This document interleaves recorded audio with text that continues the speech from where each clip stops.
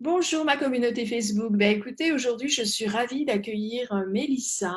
Mélissa qui est une jeune femme que j'ai rencontrée il y a quelques temps de façon virtuelle. On ne s'est pas encore rencontrés physiquement.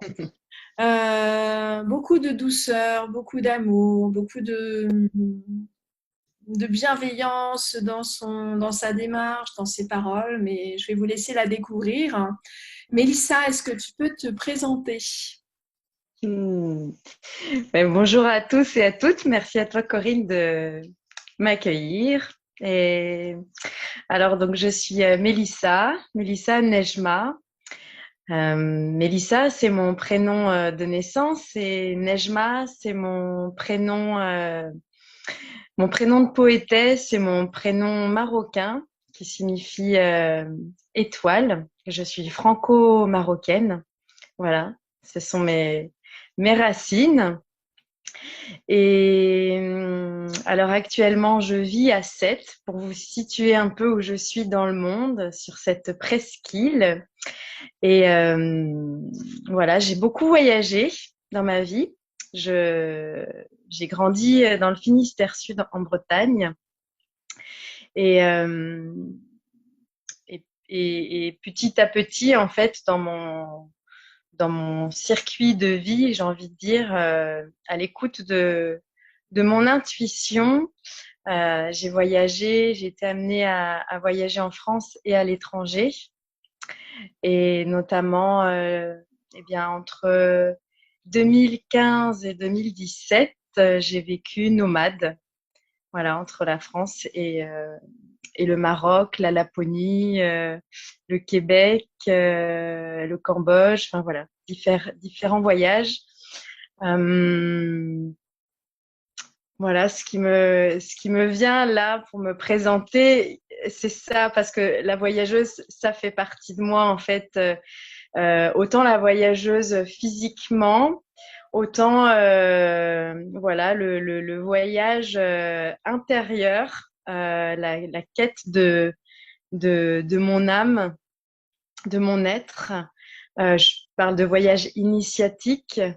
Pour moi, je vois aujourd'hui ma vie comme si je reprends le fil depuis ma naissance et même avant de mon origine. Je vois cette vie comme un voyage. Voilà, un voyage que je traverse, que j'ai traversé avec ces différentes épreuves, rencontres et et donc, j'ai envie de vous parler de rencontre avec moi, avec ma sensibilité, puisque j'étais une enfant déjà, les pieds bien dans la terre et la tête dans les étoiles, passionnée des étoiles. Donc, finalement, Nejma, je porte plutôt bien ce prénom. Une enfant hypersensible et qui adorait déjà euh, je dirais, la nature et en connexion forte avec un monde invisible. Euh, Quand je dis un monde invisible, c'est que je sentais, j'entendais, je percevais différentes choses de mon environnement extérieur et j'en tissais déjà de la poésie, des poèmes. Voilà, à partir du moment où j'ai su écrire. J'ai commencé à écrire de la poésie où je m'inspirais de la beauté du monde tel que je le voyais, le monde extérieur et le monde intérieur, mon monde que j'ai construit petit à petit comme ça avec ce regard très sensible. Et comme tu l'as dit, avec une douceur aujourd'hui que j'assume et que je propage.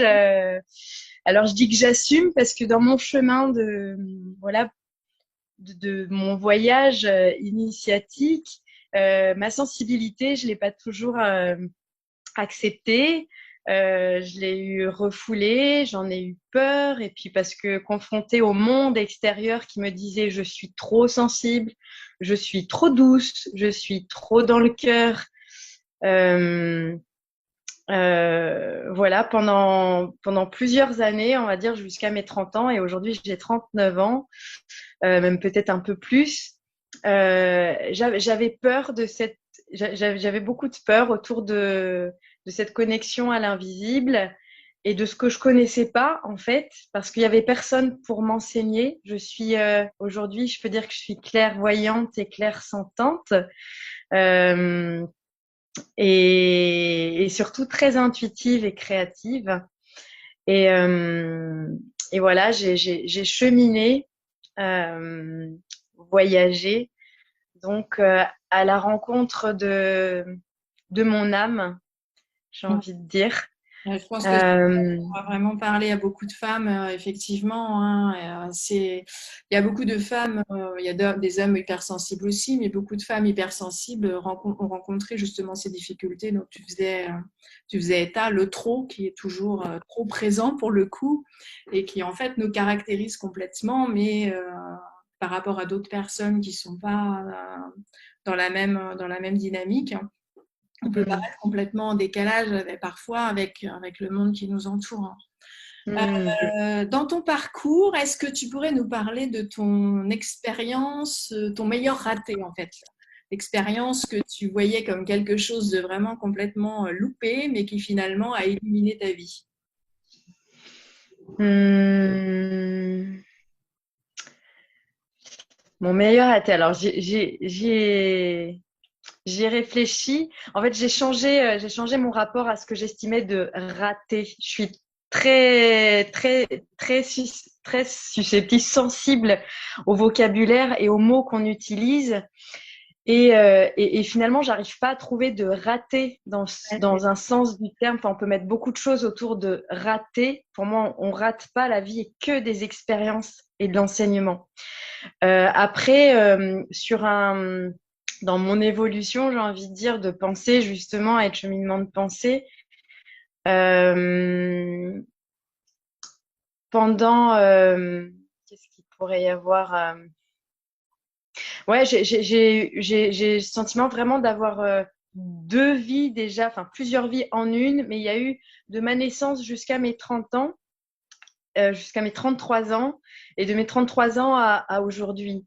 Et toute cette première phase de vie, j'ai vécu vraiment des épreuves personnelles difficiles. J'ai rencontré le deuil, j'ai rencontré la mort, la honte, la culpabilité, la peur, les angoisses. J'ai rencontré bien sûr l'amour. Et j'ai vécu avec un homme pendant 12 ans et demi, une très belle relation. Et, euh, Et en fait, j'avais à ce moment-là cette relation. J'avais un travail à temps plein. Je travaillais dans un collège, un lycée. À côté, je menais mes activités d'intervenante artistique. Et à l'intérieur de moi, je rêvais d'autre chose. Je rêvais de voyager. Je sentais qu'il y avait quelque chose qui m'appelait ailleurs, plus loin, mais je savais pas quoi. Et c'est vraiment mon intuition, mon instinct qui me disait, écoute, ça s'arrête là en fait. Et, et donc, euh, je dirais pas que c'est un raté, mais cette période de vie-là, j'ai l'impression elle est très loin de ce que je suis aujourd'hui, mais en fait, elle a contribué à qui je suis aujourd'hui. Tu vois, quand tu parles de quel est ton meilleur raté, est-ce que ça t'a enluminé?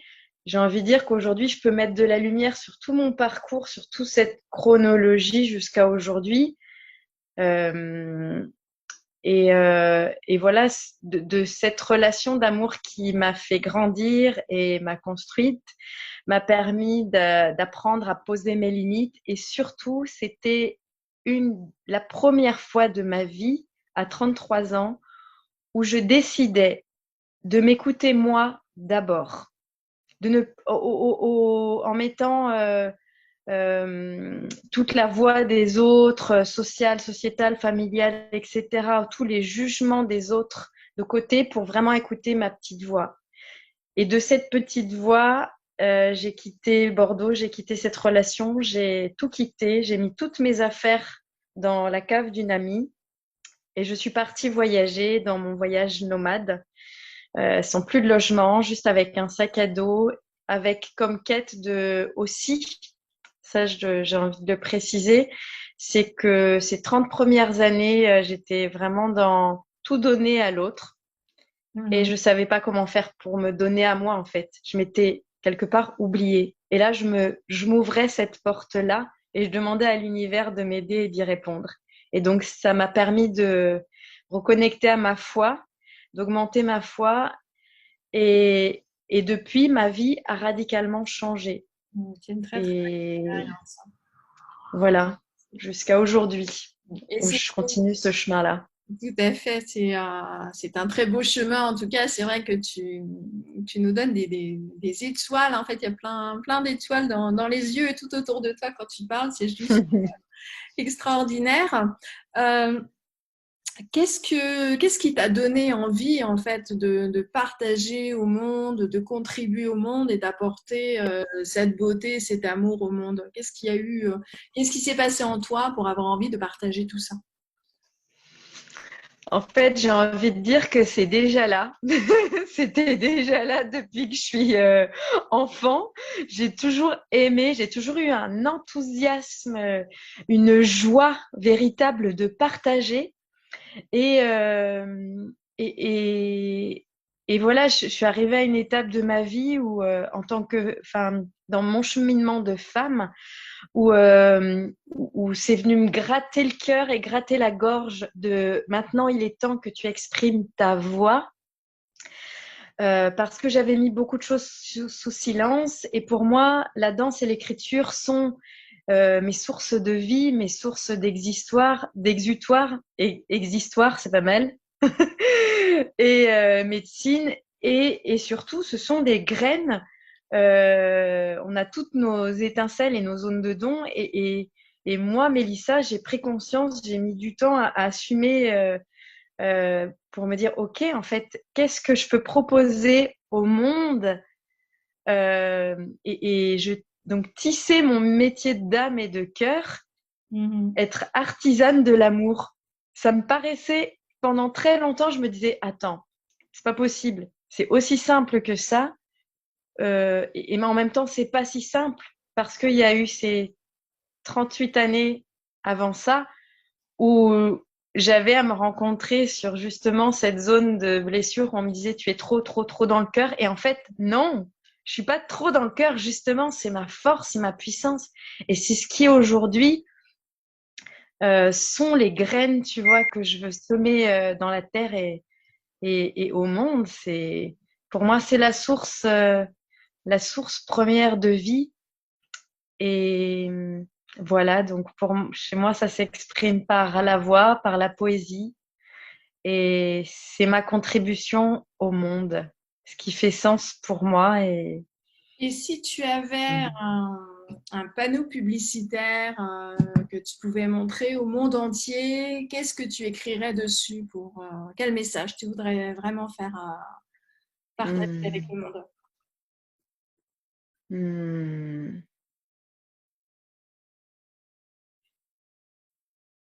Hmm.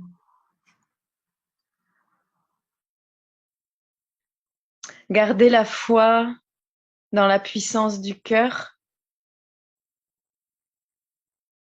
et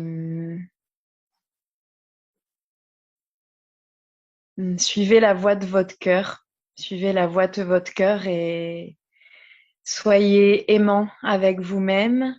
Et voilà, ce qui me vient, c'est donnons-nous la main les uns aux autres. Une main sur le cœur et une main, Mhm. voilà. Un très très beau message en tout cas. Et aujourd'hui, Mm. Mélissa, par quel biais en fait tu diffuses cet amour, cette bienveillance? Quelles sont tes activités en fait pour exprimer ton art? Mm. Bien, j'écris de la poésie, notamment. J'écris les mots qui me traversent et je les partage. Donc aujourd'hui, c'est sur Facebook essentiellement, sur les réseaux sociaux. Là, j'ai vraiment envie de créer un site aussi. En fait, je me suis dit, OK, je propulse ma voix et comment je fais pour diffuser cet amour au plus grand nombre possible. Donc là, j'ai des projets radio, de podcast, voilà, pour diffuser vraiment l'amour sur les ondes. Et donc la danse aussi, je fais de la vidéo. Aujourd'hui, c'est ma façon de partager euh, cette beauté-là du monde et l'amour. Et puis, donc dans ce fil que je suis en train de continuer à construire, vraiment là, je me sens très créatrice enfin, physiquement, ouais, à différents niveaux, c'est que je suis, tu vois, dans le mouvement continu. C'est-à-dire que là, j'ai envie de proposer des stages, des rencontres, des cercles entre femmes, puisque ça fait des années que j'accompagne les femmes et les enfants en art-thérapie et danse-thérapie. Euh, et ce qui me parle le plus aujourd'hui, voilà, je me dis sage-femme de l'âme, tisseuse du fil d'amour. Et donc, je suis dans l'accueil, en recherche, en co-création, j'ai envie de dire, avec l'univers, que je crois que tout vient à soi quand on est aligné. Et donc, que viennent des lieux magiques et beaux pour pouvoir proposer ces rencontres entre femmes et aussi, voilà, depuis peu, j'ai accompagné 2 hommes récemment. Quand je dis accompagner, c'est que j'accompagne ces personnes dans leur passage et transition de vie avec la psychomagie et voilà, avec ce qui me vient et tous mes outils, comme j'ai dit, qui sont donc le mouvement, le son, la voix, l'écriture et mes mains aussi. Et voilà, donc j'ai envie de dire que c'est en déploiement, en émergence. En tout cas, tu en parles vraiment d'une façon extraordinaire. Je te remercie vraiment pour ce partage. Je pense qu'il va parler à énormément de monde et c'est vrai que cette notion d'amour, de bienveillance, c'est quelque chose qu'on a vraiment envie de diffuser. À travers l'amour aussi, on peut réussir à gérer différemment nos émotions. C'est vraiment le médicament en fait parfait hein, quand on a vraiment compris toute la force et la puissance qu'il peut y avoir à l'intérieur. Mm. Je te remercie beaucoup pour ce partage en tout cas et Merci à toi. ben, je te dis à très très vite. Belle journée à toi et puis à très bientôt. Merci, à très très bientôt et puis belle continuation et fleurissement de ces interviews qui contribuent voilà, à révéler aussi et à co-créer. Donc, merci. Merci Mélissa. Au revoir.